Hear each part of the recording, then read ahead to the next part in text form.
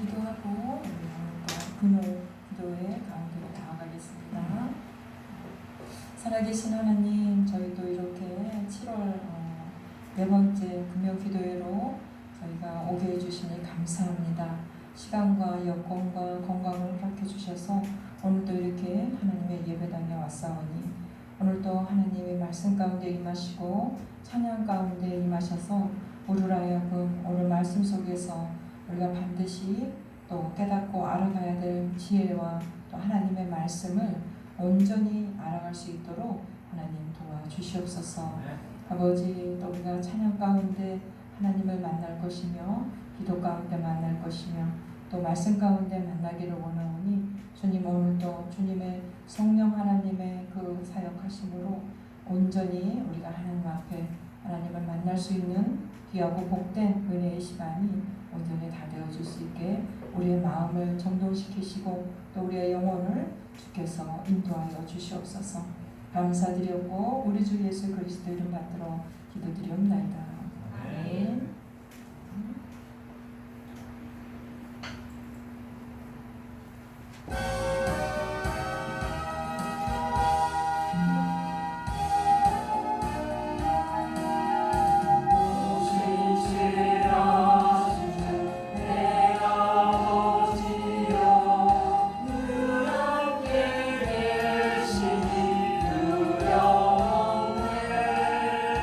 그 사랑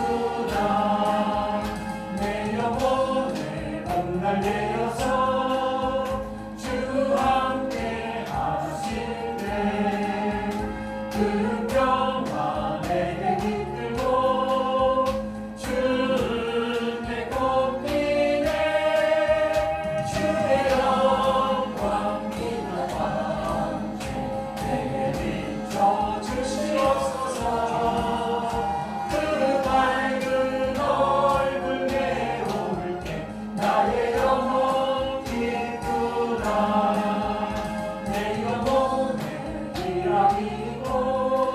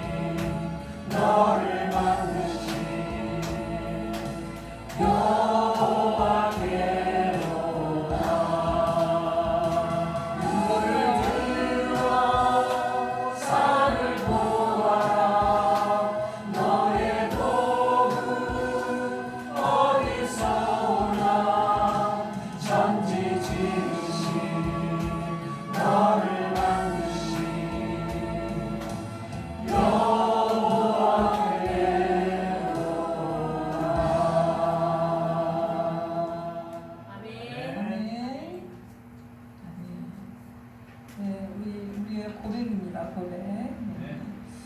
제가 잠시 기도하고 이 말씀 가운데로 들어가겠습니다. 사랑이 많으신 주님, 그렇습니다. 우리의 도움이 우리의 수고에 또 우리의 지혜에 우리의 능력이 있는 것이 아니라 오직 천지를 창조하신 하나님께로부터 온다는 이 고백, 우리의 찬송처럼 우리의 인생에서 우리가 힘들거나 즐겁거나 행복하거나 또 슬플 때도 이 고백 잊지 않을 수 있는 우리가 될 수 있도록 주님 도와주시옵소서. 우리를 하나님 부르시는 그 시간까지 여전히 이 찬송 우리의 고백이 되게 하시고 우리가 정말 하나님 만나는 그 마지막 시간에 어떠한 상황으로 있을지 아무도 모르지만 그 시간에도 이 찬송을 고백하며 하나님의 그 우리 육신을 벗고 우리 영혼의 눈으로 하나님 볼 때 하나님을 발견하며 이 찬송 올려드릴 수 있는 저희 모두 될 수 있도록 주님 인도하여 주시옵소서. 오늘 이 밤도 하나님 이 말씀 또 하나님 주신 말씀으로 우리가 들어가고자 합니다. 그 말씀 속에서 또 오늘도 하나님 우리가 다시 만나고 일주일 동안 세상 가운데서 살다 왔지만 다시 한번 하나님의 자녀로 다시 영적인 샤워, 영적인 깨끗함을 얻을 수 있는 오늘 밤 될 수 있도록 은혜를 베풀어 주시옵소서. 감사드렸고 우리 주 예수 그리스도를 받들어 기도드리옵나이다. 아멘. 할렐루야. 네. 지난주 우리 못 봤나요? 지난주? 지난주. 그랬죠? 지난주 못 봤죠? 예. 건강검진 한다고 했다가 저는 그 불발이 됐어요. 다 하지 못하고 약간 꾀를 내가지고 그 대장 내시경 하려면 물을 다 마셔야 되는데 9시에는 그 8시 한 몇 분부터 먹었는데 새벽에 한 번 더 먹으라고 그러면 먹을까 말까 하다가 안 먹어도 되지 않을까 해서 절반만 먹었더니 병원에 가서 이제 또 그 검사 이렇게 하는 중에 그 내진 시간이 있더라고요. 그때 이제 뭐 어디 아픈 건 평소에 뭐 괜찮았어요? 아팠어요? 뭐 이런 몇 가지 짧게 물어보면서 그 말 끝에 드시고 오시란 그 약은 다 드셨죠? 이러는 거예요. 그래서 저기 마지막에 절반 정도 남겼다고 그러면 안 된다고 뭐라 그러면서 왜 그렇게 하셨냐고 오늘 안 돼요 뭐 이러시는 거예요. 아주 발절없이. 그래서 약간 섭섭한데 왜냐면 너무 그 전날 저녁에 너무 힘들잖아요. 새벽까지 잠을 제대로 못 잤어요. 못 자고 그리고 이제 거기 또 너무 멀리 가가지고 1시간 넘게 버스를 타고 가니까 너무 힘들더라고요. 힘들고 좀 그랬습니다. 좀 지치고 힘든 시간이었는데 또 이거를 또 해야 된다는 게 눈앞에 캄캄한데 이제 아무튼 빠른 날짜로 잡아주세요 해갖고 이제 잡긴 잡았는데 저는 괜찮을 것 같아 또 그래서 내시경도 못하고 그 내시경만 하면 안 돼요? 그래서 그냥 내시경만 하고 그냥 대장 내시경 하지 말까? 이랬는데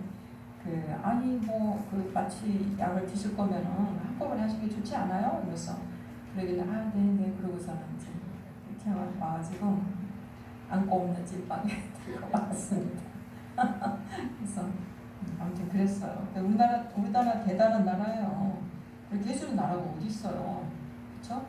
이거는 이제 우리 남편 회사에서 물론 해줬지만 참 대단한 나라예요. 이런 나라가 전쟁을 그렇게 몇 번이나 겪고 이렇게 하는 나라인데 하나님의 축복이 있었던 것 같아요.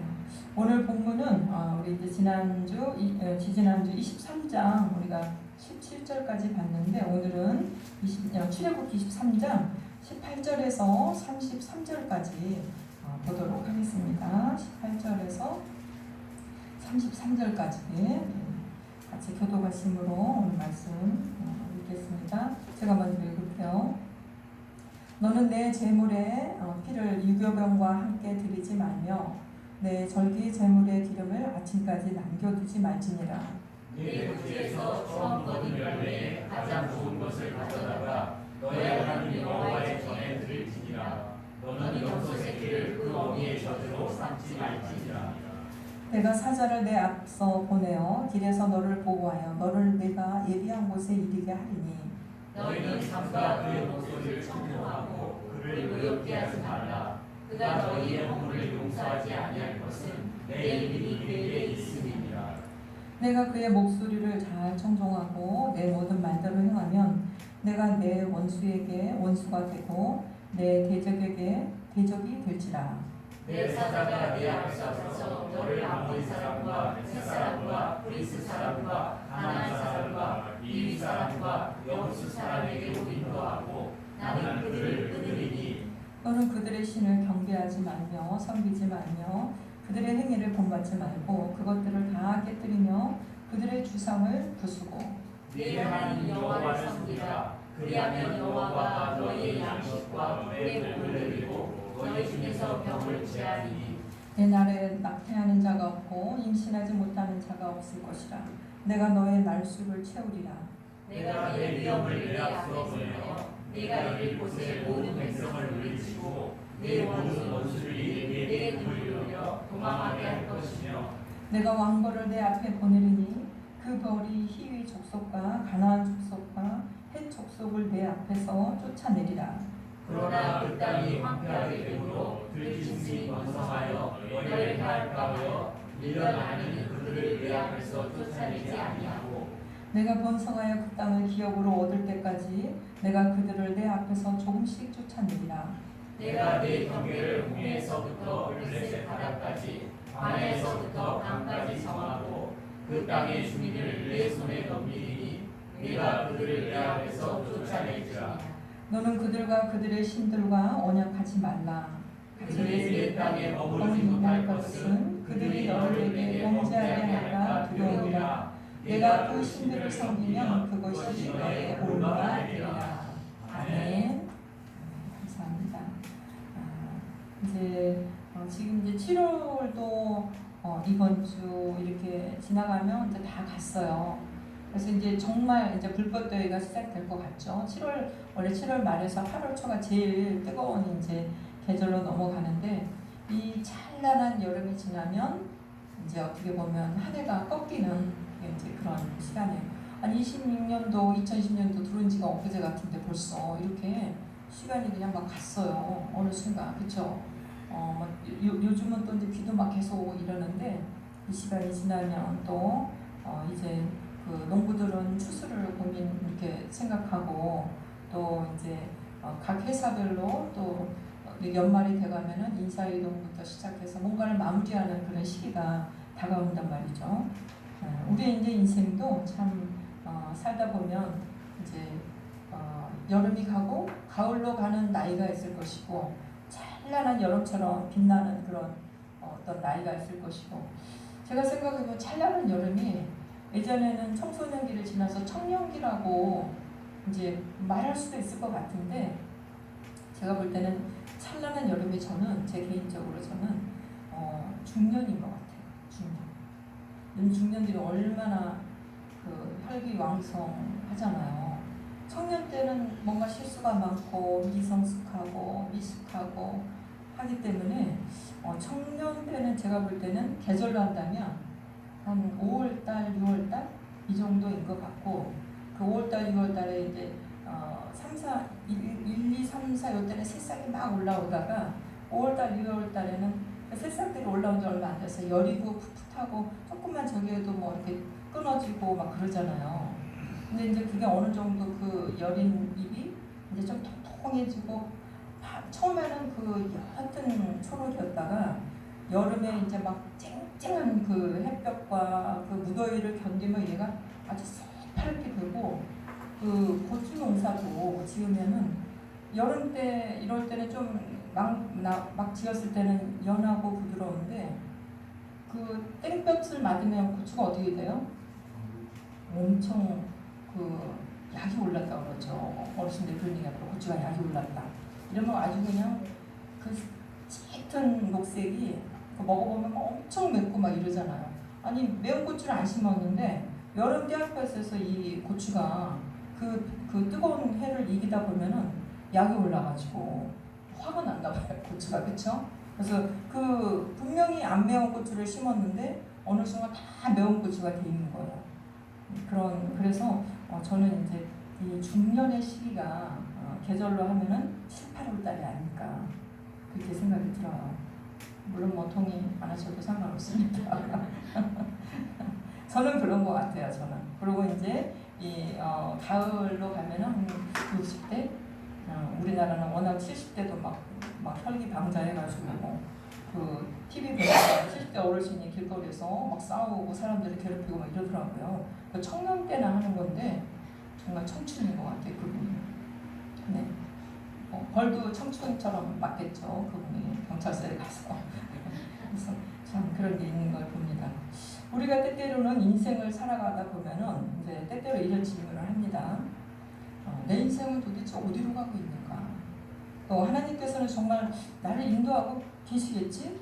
이런 얘기. 그리고 지금 내가 지나고 있는 이 길도 하나님의 뜻 안에 있을 것인가? 이런 질문을 한단 말이죠. 되게 이제 이런 질문을 언제 합니까? 네, 뭔가 길이 안 보일 때, 평탄하지 않을 때, 그리고 분명히 계획해서 뭔가를 열심히 했는데 그 결과가 수포로 돌아가거나 아무리 기도해도 형편이 달라지지 않을 때, 그때는 우리가 이제 그런 생각을 해요. 내가 혹시 길을 잘못 들었나? 내가 하나님 뜻이라고 내가 여기까지 오긴 뭔가 왔는데 하나님 뜻이 아니었나? 이럴 때 가장 두려워요. 저는. 내가 분명히 뭔가를 막 수고해서 그때 막 이제 사역 막 나갔는데 사역 그때 안 나왔을 때죠. 나이는 먹었는데 막 우리 집에는 돈이 제일 이제 애들 막 학원비 비싼 학원비 막 들여서 학원을 보내는데 다행히 우리 아들들은 효도를 했어요. 학원을 이렇게 별로 안 좋아했어요. 그리고 또 이제 큰아들은 또 똑똑해가지고 엄마 학원 보내려 생각하지 마세요. 어차피 저 공부 안 할 거예요. 이러더라고요. 그래서 엄마 돈 낭비하니까 그래서 빨리 논리적으로 얘기해줘서 그냥 제가 이제 더 이상 그래 우리 집은 돈은 많이 나가지 않겠구나 이런 생각을 하고 이제 그렇게 살았습니다. 그래서 이제 그럴 때 그렇게 그냥 아침에 여기 합신을 제가 막 이렇게 통학했잖아요. 안산에서 통학하고 애들 학원 이제 학교 보내고 부랴부랴 챙겨가지고 8시 반까지 이제 수업 와야 되니까 하고 수업 끝나면은 그냥 나보다 더 젊은 애들은 이제 그 해주는 기숙사에 밥 먹으면서 자기들 모여서 그 우리 합신의 그 교정에서 그냥 자기들 3, 4 모여가지고 스터디하고 막 하는데 나는 이제 막 부랴부랴 집으로 가서 저녁하고 또 애들 학교에서 이제 오면은 중고등학생이었으니까 밥 먹여서 학원 보내고 또 이제 이렇게 저녁에 오면은 이제 그 간식 챙겨주고 그리고 이제 그 다음에 내가 이제 공부를 하는 거였어요. 그래서 하나님한테 그랬죠. 하나님 제 형편 아시죠? 이렇게 지금 공부할 시간도 없으니까 좀 지혜를 주세요. 저 젊은 사람들보다 더 많은 지혜를 주셔야 제가 이걸 따라갈 것 같아요. 그랬더니 하나님이 들어주셨어요. 들어주시기를. 그래서 정말 그 공부를 어떻게 잘 따라갔습니다. 하나님 주신 지혜로. 그래서 그렇게 이제 우리가 그렇다는 거예요. 뭔가 근데 이제 그때 어느 날 너무 힘들 때 갑자기 두려운 질문이 왔어요. 이거 하나님 원하는 거 아니었던 거 아니야? 그냥 내 열심으로 내가 좋아서 한 거 아니야? 이럴 때 가장 두려웠어요. 왜냐하면 사역지도 가야 되는데 사역지 나를 찾는 사람이 있을까? 막 이런 이제 그런 어떤 두려움. 우리 인간이 그렇단 말이에요. 오늘 이스라엘 백성들이 바로 이제 그런 어떤 마음이 아니었을까? 오늘 이 자리가 이스라엘이 서 있는 그 자리가 신에서는 그 광야에서 계속 지금 하나님 말씀을 듣고 있는데 이 사람들은 지금 애굽에서 이제 방금 나왔잖아요. 방금 나왔고 어떻게 보면 약속의 땅이라고 하나님 뭔가를 막 얘기했지만 아직 약속의 땅에 들어가 본 적도 없어요. 애굽에서 계속 노예하면서 살았잖아요. 여행 한번 가봤겠어요? 뭐 여행을 가봤어야 뭐 여행지 가면은 뭐를 할 거야 이건 아는데 뭐 그 당연히 모르죠. 근데 지금 이 사람들한테 하나님 계속 말씀하시는 거예요. 거기 가면 이렇게 해야 돼, 이렇게 해야 돼, 막 얘기를 하는데 얼마나 이때가 제일 어렵죠. 왜냐면 가보지도 않았고 경험도 안 해봤는데 거기 가면 이걸 해라고 할 때 그림이 그려지겠어요? 그렇죠? 그림이 안 그려질 것 같아요. 가보지도 않고 경험도 안 해봤는데 거기 가서는 이렇게 해야 돼. 이방신은 섬기면 안 되는데 그 애굽에서 본 이방신들은 이제 생각할 거 아니에요. 그 애굽이나 로마나 막 이때 그리스 신화 막 이런 거 있죠. 그 위대한 그 신들의 이야기들을 보는데 그 위대한 신을 섬기지 않고 어떻게 살아가는 거지? 어떻게 봉사 지휘하는 거지? 막 이런 생각이 든단 말이에요. 이 사람들이 지금 그럴 거 아니에요. 지금 우리가 하나님이 오라고 온 길을 온 게 맞지? 막 이런 생각하면서, 왜냐하면 미지의 세계는 알지도 못하는데 자꾸 지금 얘기하시는 거예요, 하나님이. 그래서 이러고 있으니까 이 사람 어떻게 보면 저 이제 가려고 하는 저 너머에는 하나님이 얘기하시는 그런 어떤 나라가 있을 것이다라고 생각하기보다 저 미지에는 엄청난 적들이 있고 애국과 같은 군대들이 있을 거라는 생각이 있잖아요. 그 이제 가려고 하는 그 땅에, 그 땅이 다 비어 있는 건 아니란 말이에요. 그럴 거 아니에요. 내가 이제 가려고 하는 땅에 그 이방인들이 있을 것이고, 우리는 누가 봐도 지금 이 노예였고 뭐 전투 훈련도 받아본 적 없는 이 사람들이 거기 가서 그쪽에 거기를 이렇게 정복하고 있는 그 군인들하고 싸워야 되는데, 하나님은 왜 자꾸 우리한테 가서 너희들이 이렇게 하라고 하는데, 저 미지의 세상을 생각하면 견고한 성읍들이 기다리고 있을 것 같은 그런 생각밖에 없단 말이에요, 이 사람들은. 그러니까 이때가 가장 위축되고, 정말 하나님이 우리한테 지금 말씀하시는 게 맞겠지? 이런 생각 가운데 있지 않았을까라는 이스라엘 백성들의 어떤 마음이, 이 말씀을 제가 준비하면서 생각이 들었어요. 그래서 하나님이 지금 이 순간 그러한 이스라엘 백성에 가장 필요한 것이 무엇일까? 또 가나안의, 이 사람은 어떻게 보면 그럼 가나안의 상세한 지도가 필요할까요? 거기 어떤 집이 지금 그 내비게이션처럼, 아니면 거기 땅에 들어갈 때 뭐 골목은 이리 가고 어떻게 쪽에 가면 누가 살고 뭐 이런 것이 필요할까요? 아니면은 거기 민족들하고 싸울 때는, 전쟁을 싸울 때 뭐 손자병법 같이 뭐 이렇게 싸움을 하면 돼. 그 민족들은 어떤 게 약해. 이런 것이 이 사람들한테 필요할까? 지금 이 사람들은 이렇게 기로에 섰단 말이에요. 지금 하나님이 얘기하시지만, 그때 이제 우리가 말씀을 보니까 오늘 본문에서 그런 기로에 서 있는 이스라엘 백성에게 하나님은 무엇이 가장 필요한 것인지 오늘 우리에게 말씀하고 계셨어요. 우리 10절 한번 읽겠습니다. 시작. 내가 사자를 내 앞서 보내어 길에서 너를 보호하여 너를 내가 예비한 곳에 이르게 하리니. 맞아요. 그것은 바로 두려움과 미래의 불확실성에 너무나 지칠 대로 지친 이스라엘 사람들에게, 상상도 할 수 없는 그들에게 하나님이 이렇게 말씀하시는 거예요. 너희들보다 먼저 가서 너희들을 위해서 먼저 가시는 분이 있어. 내가 준비해놨어. 너희들만 가는 거 아니야. 너희가 스스로 길을 찾아가라고 안 할 거야. 너희 힘으로 미래를 개척하라고도 안 할 거야. 하나님 오늘 그 얘기를 하시는 거예요. 자, 본문에서 하나님 이런 얘기 하셨다는 거는 이스라엘 백성들이 미래에 대해서, 가보지도 않은 땅에 대해서 우리가 그러면 어떻게 정복할 거, 어떻게 가서 할 거, 이런 두려움이 있었다는 것을 말하는 거예요. 왜냐하면 하나님 이렇게 얘기하셨잖아요. 내가 내 사자를 앞서서 보내서 길에서 너희를 보호할 거야. 그리고 내가 예비한 곳에 너희를 데려갈 거야. 왜냐하면 이 사람들이 그것이 두려웠던 거예요. 어떻게 갈까? 모세와 같이 가야 돼? 그렇게 얘기를 하는 거예요. 마찬가지로 우리의 인생길도 우리가 만들어가는 길이 아니라는 사실이 굉장히 중요해요. 하나님의 사자가 앞서 가시면서 하나님의 뜻 안으로 우리를 이끌어 가시는 길이 바로 우리 그리스도인들이 걸어갈 길이라는 걸 우리도 믿는 것이 우리 인생에서 중요합니다. 하나님이 정말 원하셨나? 하나님이 정말 그 계획하셨을까? 내가 지금 하나님의 길에 가는 게 맞아? 왜 이렇게 근데 난 힘든 거야? 난 왜 사역지에서 내가 어떻게 쓰임을 받을지 모르겠어.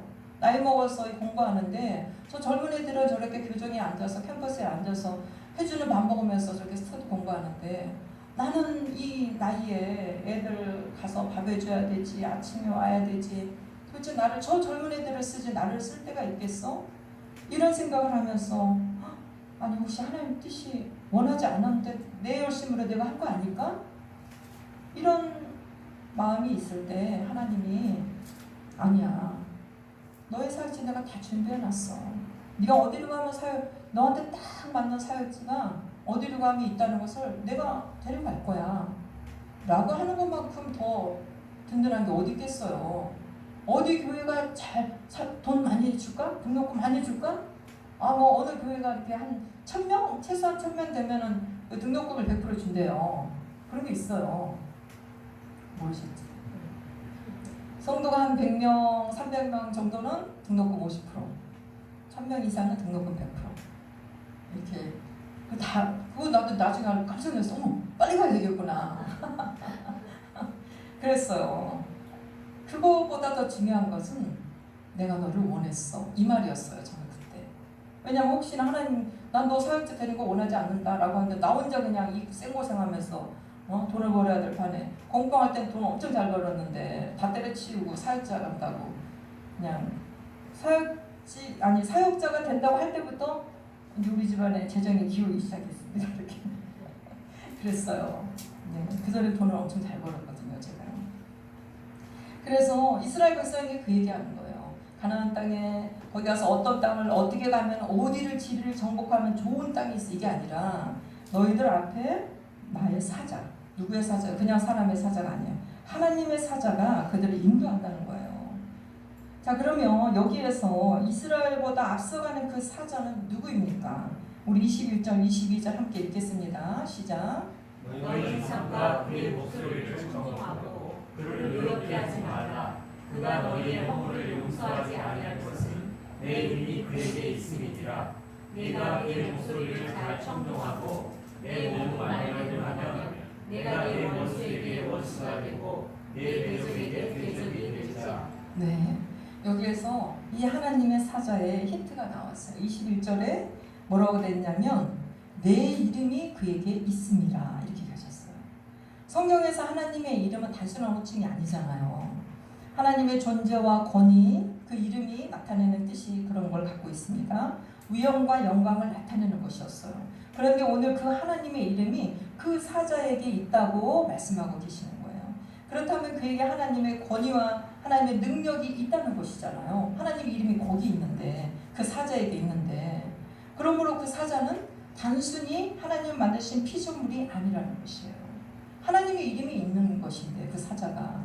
그리고 그 사자는 우리의 허물도 용서하시고 또 그 사자가 하는 대로 안 하면은 그 잘 청정한 그 말대로 행하면은 내 원수에게 원수가 되고, 그러니까 어떻게 보면 나를 위해서 하는 그 일을 해주시고 또 심판도 이분은 내리실 수 있는 그런 권위가 있다는 거예요.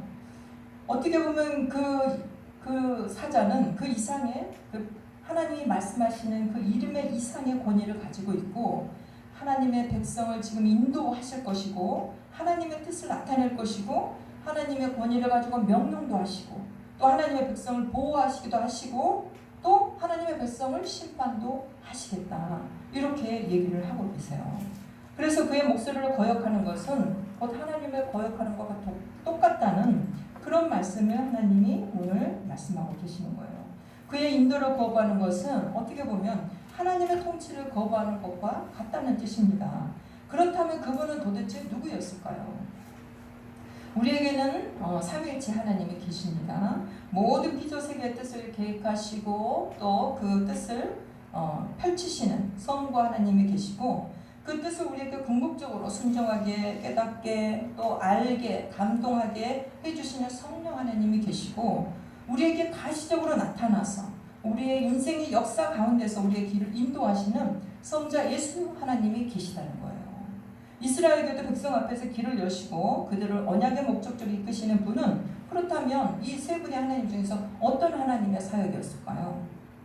어떤 하나님이었을까요? 바로 그리스도 예수 성자 하나님의 사역을 이 본문은 바라보게 한다는 것입니다. 오늘날 우리 또한 주님이 요한복음 14장 6절에서 말씀하셨듯이 주님이 직접 그렇게 하셨어요. 내가 곧 길이요 진리요 생명이니 라고 말씀하셨듯이 우리가 길을 찾아서 주님께 나아가는 것이 아니에요. 주님 자신이 친히 우리의 길이 되시고 우리를 그 길로 갈 수 있도록 인도하시기에 오늘날에도 우리가 주님의 음성을 듣고 그 길을 우리는 따라가기만 하면 된다는 거예요. 단지 우리가 음성을 못 듣고 믿지를 못하고 해서 우리가 가끔 이제 겉돌고 딴 길로 갈 때가 있지만, 우리 또한 지금날 오늘날도 하나님이 우리를 친히 인도하신다는 것입니다. 우리는 때때로 인생의 막다른 길에 부딪혔을 때 또 우리 인생의 거대한 설계도를 우리가 한번 보고 싶기를 보고 어떻게 내가 여기서 빠져나갈까? 여기가 지금 맞는 길인가? 이 막다른 길을 어떻게 헤쳐나갈까? 우리는 그런 생각을 할 때가 있다는 것입니다. 어디에서 무엇을 만나고 언제 문제가 해결되며 마지막에는 어떤 모습에 이를 것인가 라는 것을 그 설계도를 보고 알고 싶어 한다는 것이에요. 그러나 하나님께서는 되게 전체 청사진을 한꺼번에 보여주지 않으세요. 하나님은 대신에 그 청사진을 가지고 계신 분을 따라가라고 우리에게 계속 말씀하시는 것입니다. 말씀을 통해서 또는 우리 신앙 공동체를 통해서 그분을 따라가라는 거예요. 앞서가시는 그분의 발자국을 밟고 그 길로만 순종하면 된다는 것입니다. 쉽지 않나요? 참 쉽죠. 그런데 문제는 이 발자국을 볼 수가 없다는 거예요. 순종할 수 있는 그 지혜가 안 생긴다는 것이에요. 그것이 문제인 거예요. 건축 현장에서 일하는 사람에게 모든 사람들에게 모든 도면이 주어지지는 않는다고 해요. 각 사람은 맡은 부분을 수행하지만 전체 건물이 어떤 모습으로 완성될지는 오직 설계자만이 잘 알고 있다는 것입니다. 기초를 파는 사람은 아직 아름다운 그 건물의 외형을 보지 못해요. 철근만 세우는 사람은 그곳에 어떻게 무엇이 들어설지 알지 못한다는 것입니다. 그러나 설계자의 도면 안에는 기초도 있고 기둥도 있고 보이지 않는 배관 하나까지도 모두 제자리에 있는 것처럼 보인다는 것입니다. 우리 인생도 그래요. 우리는 지금 눈앞에 놓인 작은 부분밖에 보지 못합니다. 왜 이 일을 겪어야 하는지, 왜 이 사람을 만나야 하는지, 왜 이렇게 오래 기다려야 하는지 이해하지 못할 때가 너무나 많습니다. 그러나 모든 것을 다스리시고 계획하시는 하나님께서는 완성의 모습을 알고 계시다는 것이에요. 우리에게 우연처럼 보이는 그 길도 하나님의 섭리 안에서는 목적지를 향한 과정이라는 것을 우리는 믿어야 된다는 것입니다.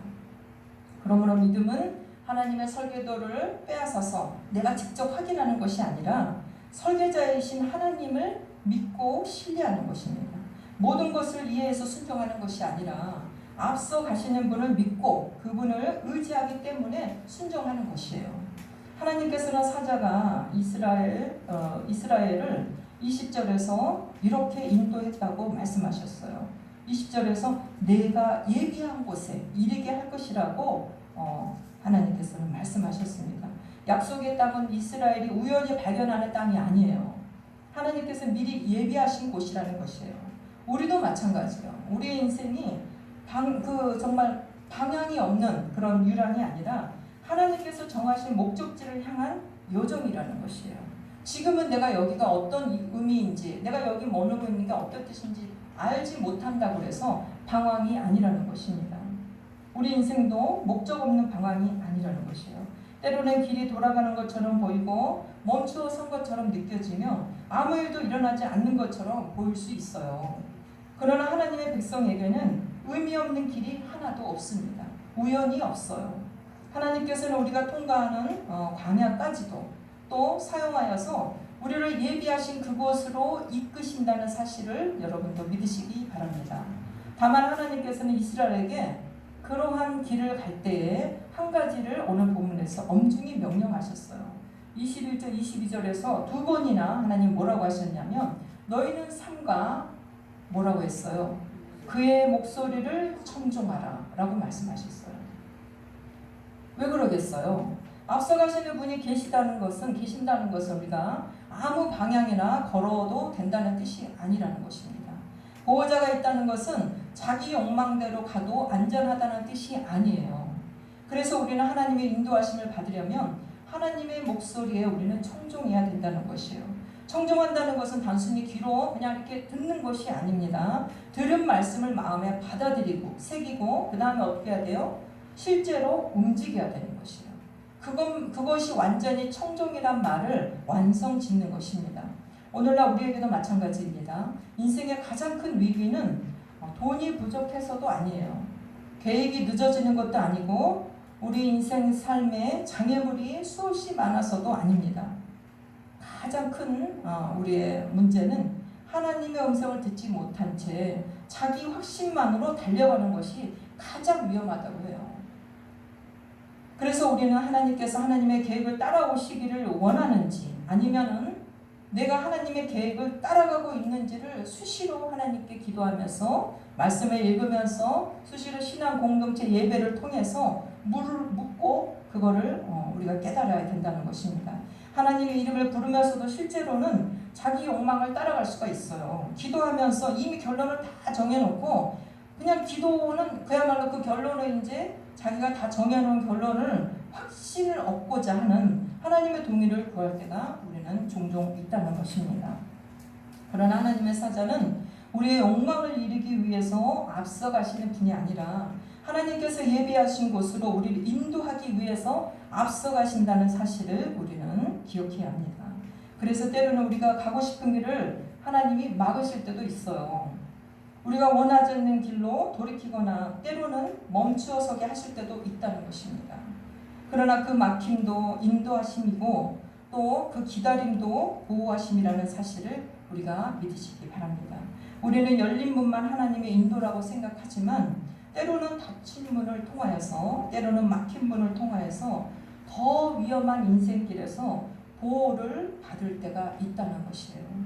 본문에서 하나님께서는 가나안 족속을 단번에 몰아내지 않고 조금씩 몰아내겠다고 쫓아내겠다고 하셨습니다. 우리 30절 읽겠습니다. 시작.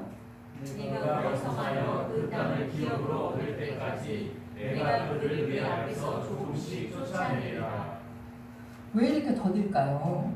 왜 이렇게 더딜까요? 우리 29절 한번 읽을까요? 29절 읽겠습니다. 그러나 그 땅이 황폐하게 되므로 들짐승이 번성하여 너희를 해할까하여 1년 안에는 그들을 내 앞에서 쫓아내지 아니하고. 하나님이 한꺼번에 땅의 주민을 몰아내면 이제 그 땅은 황폐해지고 들짐승들이 번성해서 오히려 이스라엘에게 해가 될 수 있다고 오늘 말씀하세요. 마치 하나님이 인간을 창조하실 계획을 영원전에서 이미 계획하셨는데 인간을 먼저 만드는 것이 아니라 창조의 날들을 5일 동안 이렇게 쭉 하시면서 인간이 바로 창조되자마자 그 모든 것을 바로 누릴 수 있도록 하시는 하나님의 신실하심이 있었던 것처럼 오늘 본문에서도 그랬다는 것입니다. 이스라엘에게는 어떻게 보면 지연처럼 보였겠죠. 지연처럼 하나님의 계획이 저 악한 사람들 왜 우리가 같이 살아야 될까? 하나님의 이 시간에 지연이 더 딜레이 하시는 것이 무슨 이유일까? 라고 했지만 이것은 하나님 편에서는 보호였다는 것이에요. 이 백성에게는 답답한 속도였지만 하나님께서는 가장 정확한 속도였다는 것입니다. 그 시간 속에서 하나님은 뭘 하셨어요? 그렇게 지연하는 그 시간 속에서 하나님은 미리 그 땅의 대적들을 관리하고 계셨습니다. 우리 27절, 28절 읽겠습니다. 시작. 내가 내 명을 내 앞에 보내어 내가 이곳의 모든 백성을 물리치고 내 모든 원수들이 내게 눈을 돌려 도망하게 할 것이며 내가 왕거를 내 앞에 보내리니 그 거리 히위 족속과 가나안 족속과 헷 족속을 내 앞에서 쫓아내리라. 하나님께서 왕벌을 앞서 보내겠다고 말씀하십니다. 이 표현이 실제 이제 벌떼를 뜻하든지 대적에게 임하는 두려움과 혼란을 가리키든지 그 뜻은 분명하세요. 이스라엘이 도착하기 전에 하나님께서 먼저 대적들을 흔들어서 그 땅을 평안의 땅으로 만드시겠다는 것입니다. 우리가 아직 도착하지 않은 그곳에서 하나님께서는 이미 일하고 계신다는 것입니다. 지금도 우리가 만나지 않은 사람의 마음을 이미 준비시키시고 또 우리가 알지 못하는 문제를 정리하시고 우리가 서게 될 자리를 하나님은 예비하고 계시다는 거예요. 우리가 모를 뿐이에요. 우리가 내년의 일과 그 다음에 우리의 인생의 일, 누구를 만날지 어떤 것을 할지 하나님은 지금부터 벌써 일하고 계시다는 것입니다. 그러므로 믿음은 모든 조건이 갖추어진 뒤에 움직이는 것이 아니라는 것이에요. 앞서 일하시는 하나님을 신뢰하여서 순종의 한 걸음을 내딛는 것이 바로 믿음입니다. 그러나 이스라엘에게는 반드시 이렇게 따르기 위해서 반드시 끊어야 할 것들이 전제되어 있었습니다. 우리 24절, 32절 읽겠습니다. 24절 읽겠습니다. 시작. 그들의 신을 경배하지 말며 섬기지 말며 그들의 행위를 본받지 말고 그것들을 다 깨뜨리며 그들의 주상을 부수고 우리 32절 읽겠습니다. 너는 그들과 그들의 신들과 언약하지 말라. 네. 맞습니다. 가나안의 신들과 언약하지 말고 그들의 행위를 본받지 말며 우상의 기둥을 깨뜨려야 한다는 것이에요. 그 땅에 가거들라. 가나안의 유혹은 더 교묘했어요. 어떻게 더 교묘했냐면 하나님을 완전히 버리라는 것이 아니야. 아니 교회 다녀. 누가 뭐래? 교회 안 다니라는 게 아니야. 교회도 다니고 주일에는 교회에서 열심을 내고 또 주중에는 세상에서 열심을 내라 이거지 라고 가나안의 사람들은 그렇게 유혹을 했어요. 하나님을 섬기지 말라는 것이 아니라 하나님도 섬기되 가나안의 방식도 함께 사용하라는 것이야 라는 것을 얘기하는 것입니다. 믿음도 지키되 현실적으로는 우상에게 살짝 기대서 아니 하나님의 힘도 우리가 좀 이렇게 얻고 저 우상의 힘도 좀 얻으면 얼마나 좋아. 참 그럴듯하죠. 제가 며칠 전에 이제 유튜브를 보다 보니까 신학자들의 이제 어떤 신학자들이라고 말하기 좀 그렇지만 기독교인들의 기독교 지식인들의 이제 분들이 한 분은 목사님이시지만 신학대 교수고 한 분은 크리스찬이지만 이제 NGO 활동 같은 걸 하는 분이고 이제 한 사람이 MC였어요. 근데 이제 그분들이 막 돈이라는 거에 대해서 막 이렇게 이제 나누걸 하는 거예요. 돈이란 게 우리 그리스도인들이 있어야 돼, 말아야 돼, 뭐 헌금을 해야 돼, 어떻게 보면 이제 그런 얘기였어요. 근데 이제 지금 신학자 임혜서 목사님이 교수님이 이런 얘기를 했어요. 우리가 요즘 다 주식을 하고 있지 않느냐, 주식을 하고 있는데 그리스도인으로서 이 주식 몇 가지 주식들은 하기가 어려운 게 있다는 거예요. 그래서 그분이 하시는 말씀이 방산주가 있다고 해요. 전쟁 이제 물자, 군수 물자 만드는 그런 주식 또는 막 주류 회사, 잘 나가는 주류 회사들 있잖아요. 그거라든가 잘 나가는 담배 회사, 막 이런 거. 이런 데는 우리가 이제 주식을 하되 세상에 뭐 돈을 버는 게 나쁜 건 아니니까 나쁜 건 아닌데 그런 거는 좀 우리가 할 수 없다는 거죠. 그런 생각해 보셨나요? 예를 들어 뭐 지금 SK하이닉스는 반도체 만드는 데지만 뭐 우리가 이제 정말 방산주 막 전 세계는 아니지만 몇 군데 막 나라가 치열하게 싸우고 있잖아요. 그 나라들은 싸움을 종료할 마음이 없는 것 같아요. 그렇지 않아요? 계속 뭔가를 막 이렇게 하고 있는데 그러다 보니까 이제 군수물자 만드는 나라에서도 좋은 거죠. 뭐 싸움이 끊어지지 않은 수요처가 계속 있는 거잖아요. 그때 이제 그 주식이 올라가니까 우리가 아무 생각 없이 지금 어떤 방산주가 막 뜨네? 이러면 그리스도인들도 정말 무의식적으로 한다는 거예요. 이거 주식이라는 거예요. 우리가 항상 깨어 있어야 된다는 것을 그분의 말씀을 들으면서 그렇구나 그런 생각을 했어요. 물론 저는 뭐 주식을 잘 모릅니다. 그렇지만 우리가 그렇다는 것이에요. 가나안에 들어갔더니 아니 누가 하나님 섬기지 말랬어? 하나님 섬겨. 뭐 이렇게 어떤 속죄 일이라고 할 때 하나님 다 섬기고 또 이제 농사가 안 될 때는 그때는 아세라 신 이렇게 하는 거 있으면 그것도 좀 하라 이거야. 너 잘 살려고 그러는 거야. 이렇게 얘기한다는 것이에요. 그러나 하나님의 인도를 받는 사람은 도주의를 따라갈 수 있습니까? 따라갈 수 없다는 것이에요. 잠시 내가 깜빡 몰라가지고 그렇구나. 주식이 다 똑같은 주식이 아니네. 이런 거는 좀 맞아. 우리가 정말 이런 거 조심하자. 이렇게 깨어 있어야 된다는 것입니다. 하나님의 사자를 따라가면서 가나안의 방식을 붙들 수 없다는 것이에요. 하나님의 청사진 대로 살기를 원하면서 세상의 욕망을 설계자로 모실 수 없다는 것입니다. 우리 이런 거 있어요. 이렇게 이렇게 저녁에 술 파는 게 다 나쁜 건 아닙니다. 근데 이제 정말 좀 이렇게 있으면 안 될 어떤 가게를 하시거나 이런 분들이 그분 중에 이제 뇌 안 부러지신 분이 이제 직장 내려놓고 나면은 잘 된다고 하니까 이제 어떤 그런 사업장을 열면서 사업장 개업 신방을 해달라고 할 때가 있어요. 근데 이제 제가 이렇게 몇 군데 사역을 했잖아요. 어떤 목사님은 절대 거기는 안 가시는 분이 있고 어떤 목사님은 그래도 뭐 자기가 먹고 살려고 하는데 어떡하겠나 와서 이제 하시는 분도 있고 여러분은 어떻게 생각하세요? 어떤 게 맞다고 생각하세요? 딜레마입니다. 저도 딜레마예요. 그런 것이 있다는 것입니다. 그러면 이제 그분들의 신방을 가면은 막 그래요. 제가 더 장사가 잘 돼서 제가 하나님께 그냥 이렇게 헌금 많이 하고 싶어요. 할렐루야 아멘. 막 이래요. 근데 그 장사가 많이 되면 될수록 누군가에게 안 좋은 그런 어떤 사업처라고 합시다. 그렇게 하지 말라는 것이에요. 그렇게 하지 말라는 것입니다. 하나님의 청사인으로 살기를 원하지만 세상의 방법에서도 안 좋다고 하는 것을 우리가 하면서 할 수는 없다는 거예요. 그 얘기를 하는 거예요, 지금. 우리가 이제 오늘 23장, 우리 23장 19절 한번 읽을게요. 23장 19절 같이 한번 읽겠습니다. 네, 19절, 23장 19절. 내 토지에서 처음 거둔 열매의 가장 좋은 것을 가져다가 너의 하나님 여호와의 전에 드릴지니라. 너는 염소 새끼를 그 어미의 젖으로 삼지 말지니라. 네, 우리가 하나님께 우리 토지에서 처음 거둔 열매를 이제 거뒀어요. 그럼 그 다음 열매가 잘 될지 안 될지 몰라요. 처음에는 내가 이렇게 농사를 지었는데 지금은 날씨가 그동안은 날씨도 좋고 공기도 좋아서 참 열매가 맺었는데 일단 하나님한테 바치고 났더니 갑자기 막 피해가 올 수 있고 뭐 이렇게 해서 그 다음 열매는 거둘지 안 거둘지 모릅니다. 지금처럼 농사법이 막 요즘은 뭐 너무 약도 잘 되고 막 이러잖아요.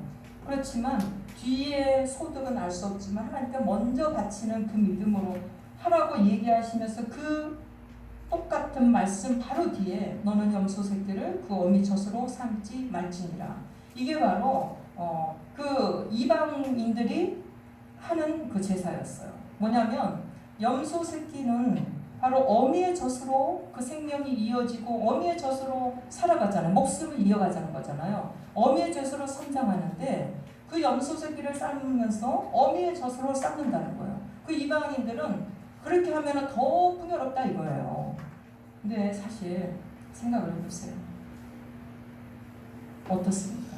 그 어미의 젖으로 생명을 살고 어미의 젖으로 먹고 자라야 되는 그 염소 새끼를 그 어미의 젖으로 삶는 얼마나 잔인합니까? 그렇죠? 하나님이 그렇게 하지 말라는 거예요. 너희가 이방인들이 하듯이 그들은 그저 풍요, 이 땅에서 잘 살면 좋은 거야 라는 생각으로 그렇게까지 잔인한 여러 가지 잔인한 것도 모르죠. 야, 이 고기에다가 우유까지 넣어가지고 얼마나 윤택하냐, 얼마나 풍성하냐 이렇게 하지 말라는 것입니다. 하나님이 너희가 하나님의 사람으로 살기를 원하면서 세상의 방법으로 하나님을 섬기겠다고 내가 도둑질 열심히 해가지고 돈 모두 많이 도둑질해서 내가 이 사람 요 하나님한테 바치면 돼 이렇게 생각할 수도 있다는 거예요. 그렇게 하지 말라는 거예요. 그거는 하나님의 방법이 아닙니다. 하나님께서는 이스라엘에게 가나안 땅만 주려 하지 않았어요. 가나안의 방식에 물들지 않는 백성을 세우려 했던 것이에요. 가나안 땅을 주는 게 목적이 아닙니다. 가나안의 그 삶에 물들지 않는 백성을 그 어그러진 세상 가운데 세움으로써 그 어그러진 삶을 살고 있는 사람들이 하나님의 거룩한 사람들의 삶을 보면서 그들이 이렇게 깨끗해지기를 원한 것이에요. 하나님께 중요한 것은 우리가 어디에 도착하느냐가 아니라 어떤 사람으로 도착하느냐였어요. 우리가 바라던 자리에 도착했어도 하나님을 잃었다면 그것은 성공이 아닙니다. 많은 것을 얻었어도 순종을 잃었다면 약속의 땅에 들어간 것이 아니라는 것이에요. 하나님의 청사진은 단순히 우리의 형편을 좋게 만드는 계획이 아닙니다. 우리를 그리스도 닮은 사람으로 빚어가는 계획이에요. 로마서 8장 28절은 하나님을 사랑하는 자들에게 모든 것이 합력하여 선을 이룬다고 말씀하십니다. 이래서 사람들이 이 말을 가지고 이렇게 좀 안 좋은 거 하고 뭐하고 해도 그러니까 이렇게 합력해서 이걸 열심히 벌어 사람한테 바치면 돼 라고 이렇게 자기들 마음대로 해석한다는 것이에요. 여기에서 선은 우리가 원하는 일이 모두 이루어진다는 뜻이 아닙니다. 이어지는 말씀처럼 우리는 그 아들의 형상을 본받게 하는 것이 하나님의 궁극적인 선이라는 것이에요. 우리의 삶의 어려움과 힘듦과 또 고통과 기쁨과 행복이 다 합력해서 우리가 결국에 궁극적으로 나 잘 살아보자가 아니라 아들의 형상을 본받게 되는 게 우리의 궁극적인 선이에요. 가끔 우리가 그런 얘기 많이 합니다. 어떤 조직이나 어떤 사람들을 만났는데 너무나 이 사람이 맡은 역할을 충실하게 못하고 또 맡은 어떤 그 조직의 일들을 처리하지 못하는데 이제 그 사람 얘기하다 이렇게 얘기해요. 그래도 사람이 착하잖아. 우리 이런 얘기 많이 하죠? 여러분들 중요한 것은 성경에서는 그렇게 말하지 않는 거예요. 착한 게 선은 아니라는 것입니다. 그거 분명합니다. 착한 게 선이 아닐 수 있어요. 그거 중요하게 여기셔야 돼요. 착한 것은 자기 역할을 다하는 것입니다. 착한 것은 자기가 맡은 어떤 직무를 책임지는 것이에요. 네, 그렇잖아요. 우리 이런 거 있죠? 어떤 가장이 있어요. 너무 착해요. 근데 돈만 안 벌어. 그쵸? 네. 네. 학생이 있어요. 성격도 좋고 뭐 열심히 봉사하고 뭐 다 해요. 공부만 안 해. 그쵸? 결혼했어요. 뭐